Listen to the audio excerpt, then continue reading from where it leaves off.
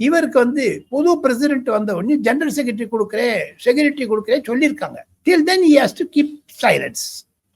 நடுவில் அவருக்கு நிருபரை திட்டினாரு, தனி கட்சி ஆரம்பிக்க போறேன்னாரு, நற்பணி மன்றம் ஆரம்பிக்க போறேன்னு சொன்னான்னா அது அவருடைய வெறுப்புகளை காண்பிக்கிறது. அவர் அதிமுகவினுடைய முதலமைச்சர் வேட்பாளராக எடப்பாடி பழனிசாமி தான் வருவார் என்று ஓப்பனா சேலஞ்ச் பண்ணிட்டு அப்புறம் கூட அக்செப்ட் பண்ணின அப்புறம் கூட வேண்டுமென்றே இந்த திமுக ஊடகங்கள் அவரை மலைநிலை மாற்ற செய்கிறார்கள்.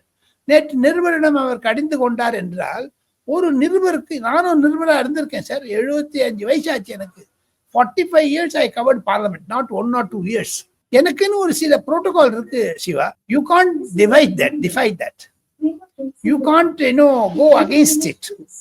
அதனால அந்த நிருபர் செய்தது தவறா என்பது கேள்விக்குறியாக இருந்தாலும் அந்த ஒரு நிருபரை பற்றி இன்னொரு நிருபர் பேசக்கூடாது என்ற நீதியில் நான் இருப்பதனால் அண்ணாமலை செய்தது சரி என்பதுதான் எனக்கு புரிகிறது சிவா.